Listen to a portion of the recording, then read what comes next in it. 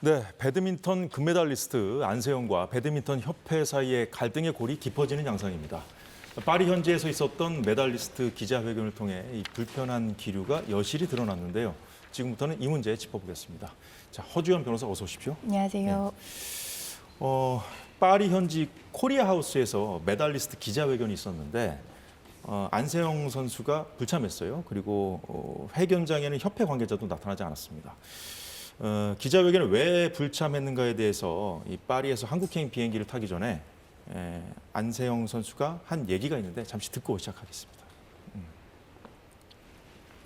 기자회견 이후에 협회랑 이야기 좀 나눠보시는 분들이 좀 있어요. 아니 근데 뭐 제가 기자회견을 안 나가는 것도 그냥 딱 기다리라고만 하니까 아무 말도 하지 말라고 하는데 이제 축하받아야 될 자리인데 많은 선수들이 축하를 못 받고 있는 것 같아서 그건 너무 미안하게 생각하는 것 같아요. 그게 그럴 의도는 아니었지만.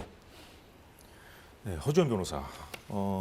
방금 들은 이 내용은 이제 어제 밤부터 이제 언론들이 많이 보도를 한 내용이죠. 이제 협회에서도 반박 입장이 나왔네요. 그렇습니다. 이 안세영 선수가 이 코리안 하우스 기자회견, 메달리스트들이 다 모여서 굉장히 꽤 길게 그동안의 어떤 훈련 과정이라든가 소감 이런 것들에 대해서 얘기하는 자리인데 여기에 참여하지 않은 것을 협회 측에서는 몰랐다라고 얘기를 했어요. 그러니까 안세영이 나오지 않은 게 좀 의아스러웠다라고 얘기를 했거든요. 이게 정확한 워딩입니다.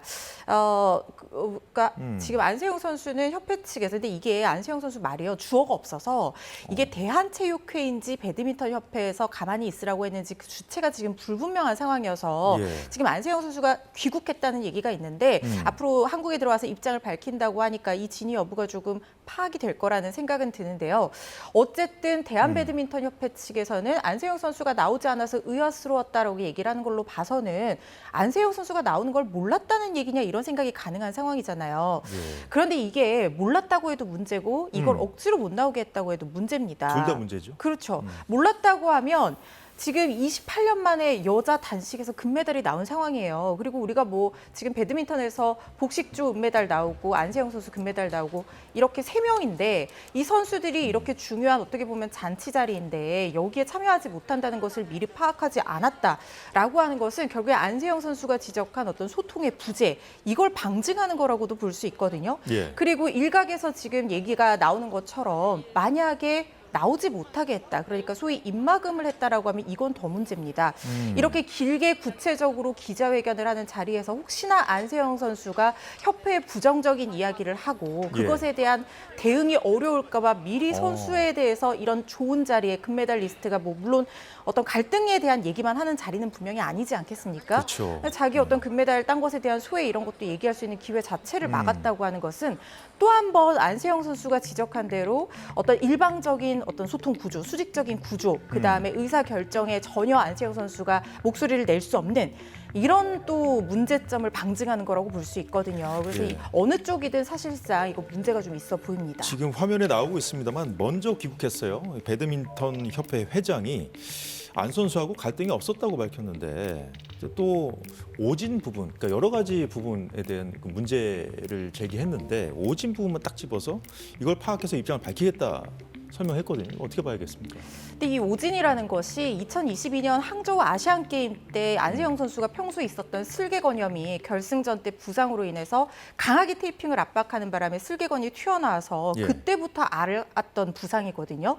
그런데 그때 첫 검진을 했는데 2주 정도만 재활하면 된다 이게 나왔었는데 사실 알고 봤더니 이게 부상이 생각보다 심각한 상태였다는 거예요. 그러니까 첫 진단이 오진이었다는 건데 그렇다고 하면 이거는 뭐 하루 이틀 사이에 있었던 일이 아니라 그 이전부터 있어왔던 문제고 우리나라 배드민턴 국가대표 중에 안세영 선수는 세계 랭킹 1위인 선수고 금메달이 굉장히 강하게 점쳐지는 선수였어요. 그렇다고 하면 이 선수의 부상이라든가 오진 여부라든가 이런 것들을 미리 파악하지 못했던 것이냐 이런 의문이 저는 드는 부분이 있거든요. 그러니까 오진 여부에 부분에 대해서 협회가 파악을 해야지. 아, 그렇다면은 좀 더 오진이라는 건 뭐 있을 수도 있는 일이니까 이 부분에 대해서 후속 조치를 제대로 하기 위한 대응이 이루어졌어야 되는데 지금 이 얘기로는 오진 부분만 파악해서 입장을 밝힌다고 하는 것은 그걸 몰랐다는 얘기로 해석이 될 여지도 있기 때문에 예. 이 부분은 적절한 대응이었냐 하는 것에는 물음표가 찍힐 수밖에 없는 부분이라는 생각이 들고 특히 배드민턴 협회 회장이 안세영 선수와 갈등이 없었다라고 얘기하는 부분도 저는 좀 문제가 있다고 생각을 합니다. 선뜻 이해가 되지 않습니다. 그렇습니다. 이 안세영 선수의 요구 사항이 뭐 신발을 자기가 원하는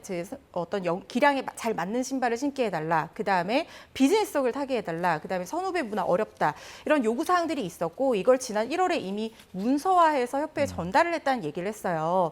그렇다고 하면 이거를 과연 정말로 파악을 하지 못하고 있었던 것이냐. 예. 파악을 하지 못하고 있었다면 그 자체로 또다시 거듭 말씀드리지만 소통의 부재로 연결될 수밖에 없는 문제고 파악을 하고 있다고 하면 지금 이런 식의 대응은 물론 안세영 선수의 요구사항이 모두가 다 뭐 정당하다는 것은 아닙니다. 그 부분은 좀 확인이 필요한 부분이 있지만 어쨌든 이런 문제가 발생을 했고 예. 어린 선수가 금메달을 일단 어쩌면 자기 인생에 단 한 번의 그런 영광스러운 순간에 이런 문제 제기를 했는데 협회 측에서 우리가 좀 이 선수를 잘 보듬어서 이 한국에 가서 대화를 좀 잘 해본 다음에 문제를 해결할 수 있도록 노력하겠다라는 입장 표명이 나온 것이 아니라 뭐 협회 관계자들은 먼저 비행기 편까지 바꿔가면서 귀국을 하고 감독도 아무런 얘기도 하지 않고 선수만 결국에서 얘기하고 있는 이런 상황이 사실상 협회가 문제 발생은 뭐 둘째 치더라도 예. 그 이후의 대응도 상당히 미숙한 부분이 있지 않나 하는 생각이 들기는 합니다. 사태 해결을 위해서 좀 노력하는 듯한 그런 인상을 주기보다는 좀 대응에 좀 안일하다 이런 비판을 좀 받을 법한 그런 부분을 좀 짚어주신 것 같은데 일단 공식적인 입장 발표는 아직 없죠. 네, 왜 그럴까요? 아직까지는 협회 측에서도 좀 정리해야 될 부분이 있는 것으로 보입니다. 물론 협회 측의 대응이 좀 미숙하고 그동안의 어떤 갈등이 누적되어 왔다는 것까지는 우리가 확인을 할 수 있지만 실제로 선수와 협회 간에 어떤 일들이 있어 왔는지에 대해서는 협회 측 얘기도 좀 들어볼 필요가 있어요. 왜냐하면 예. 이 배드민턴 협회가 우리가 뭐 알고 있는 양궁협회 이런 협회들처럼 충분한 지원이 있고 이런 상황이 아니고 배드민턴이라는 것이 좀 상당히 비인기 종목으로 분류가 되는 종목이기 때문에 그렇죠. 협회 측으로서도 한정된 예산 안에서 안세영 선수만 지원을 해주기는 쉽지 않을 수 있어요. 지금 이렇게 금메달을 땄고 세계 랭킹 1위기는 하지만 올림픽에서는 언제든지 이변이라는 게 있을 수 있는 것이고 다른 국가대표 선수들도 굉장히 열심히 훈련을 하고 있기 때문에 한정된 재원을 활용해서 선수들에게 공평하게 어떤 지원을 해줘야 된다는 그런 딜레마가 있을 수 있거든요.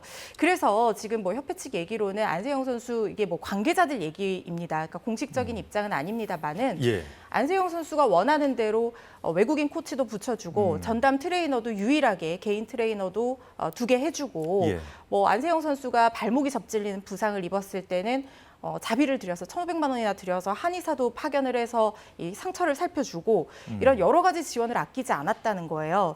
그런데 다만 안세영 선수가 원하는 그런 눈높이 수준에 맞추지 못했다.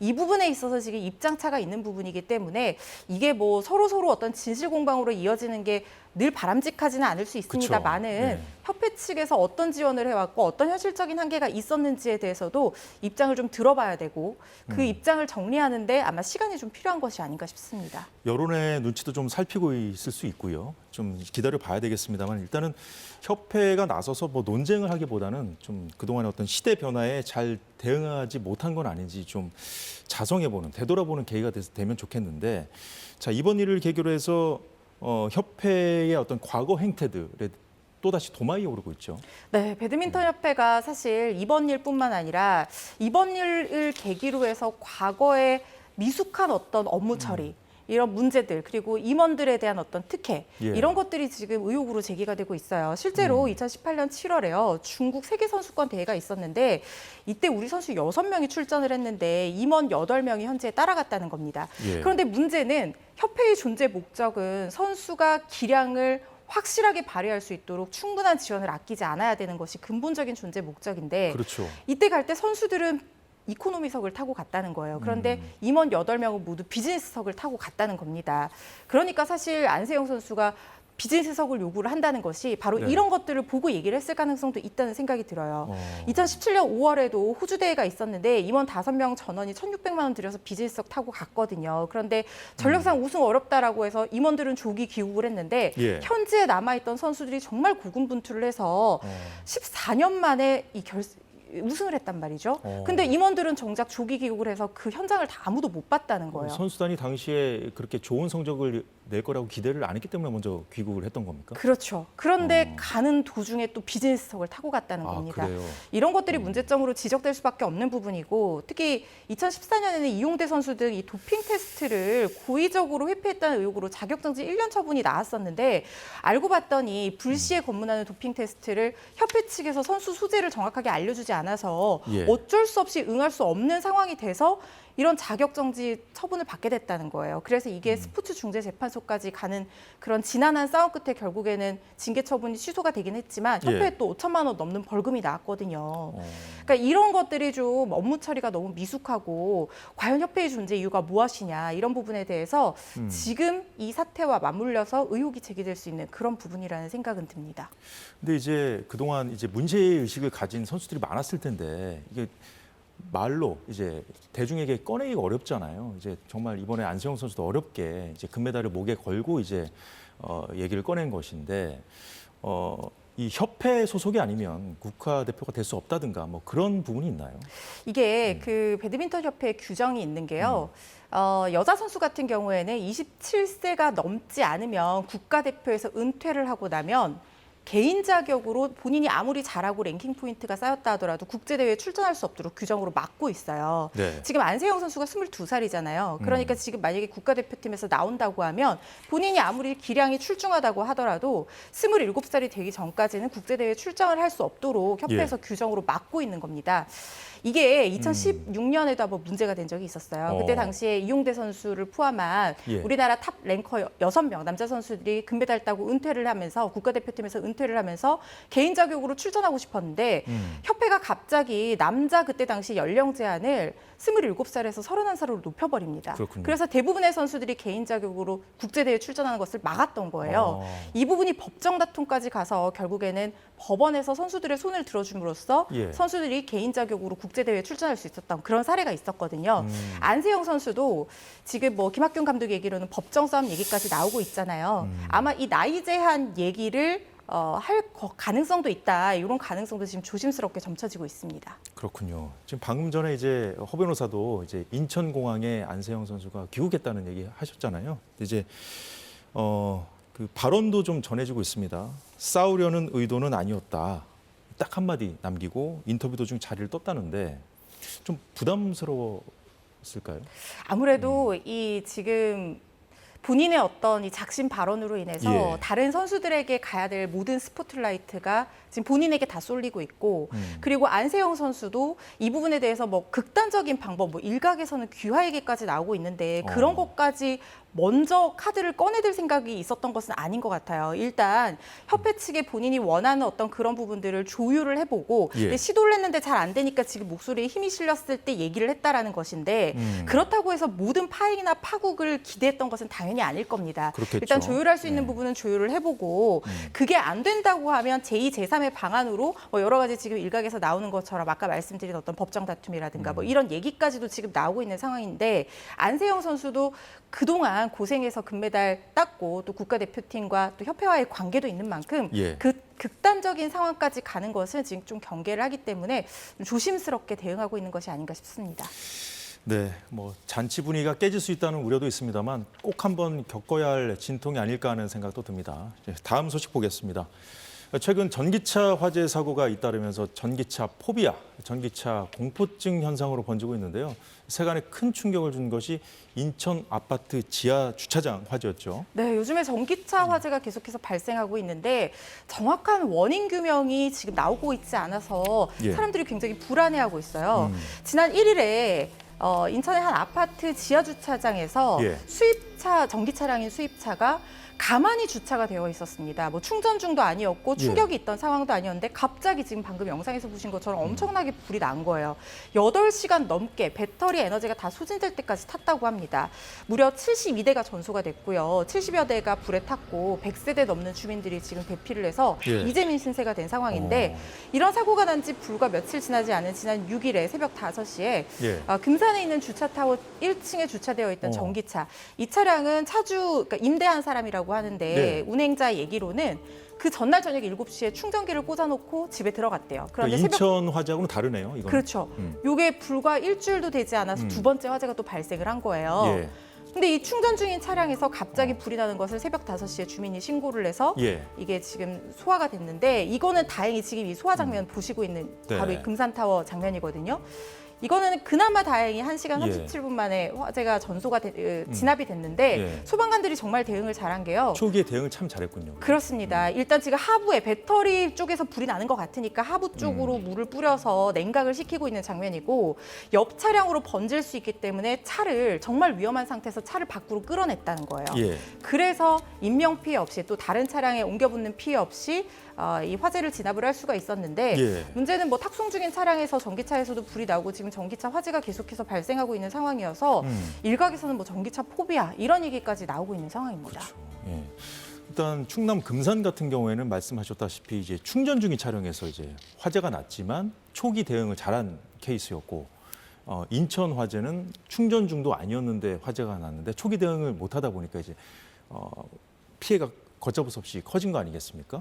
근데 이제 이렇다 보니까 이 지하 주차장 공간에 대한 어떤 그 지하 주차장에 이제 최근 아파트 단지 특히 아파트 단지 같은 경우에 이제 전기차 충전 많이 하잖아요. 그래서 좀 포비아라는 말도 있지만 입주민들 특히나 아파트 입주민들 사이에 좀 걱정이 커지는 것 같아요.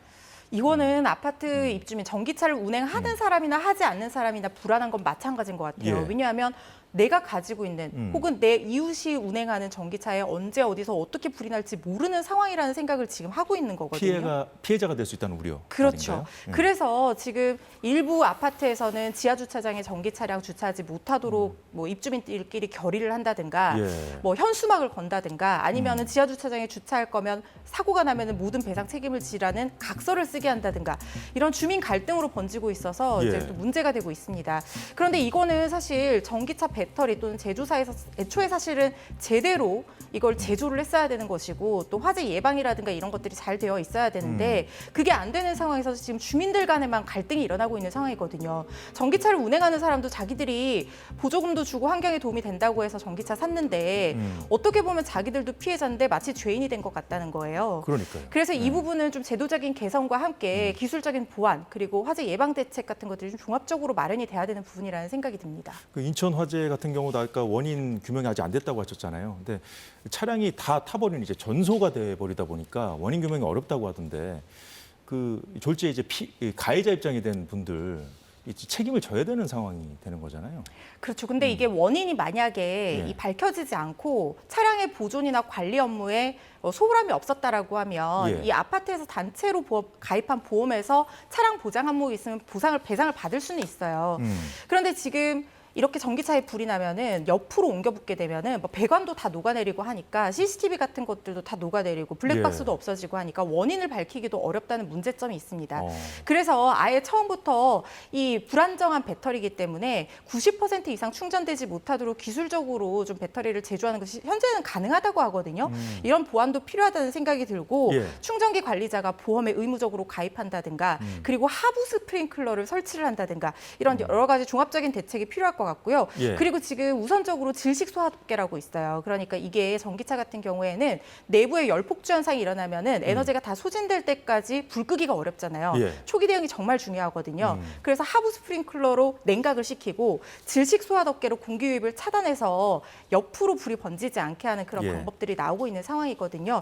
이런 것들을 일단 예방책으로 마련을 하되 이제 근본적으로는 배터리 제조라든가 이런 부분에 좀 신경을 쓸 필요가 있고 특히 배터리 제조사 표시 의무가 없거든요. 예. 비싼 돈을 주고 산 차라고 하더라도 어디에서 제조된 배터리인지 소비자가 알 수가 없는 상황이라는 겁니다. 이런 부분에 대한 제도적 보완도 필요할 것 같습니다. 예, 예방책이 없는 건 아니군요. 전기차에 불이 날지 미리 아는 거는 불가능하니까 당장 우선은 화재가 나는 상황에 바로 대처해서 큰 피해로 이어지지 않도록 하기 위한 대책이 시급히 마련돼야겠습니다.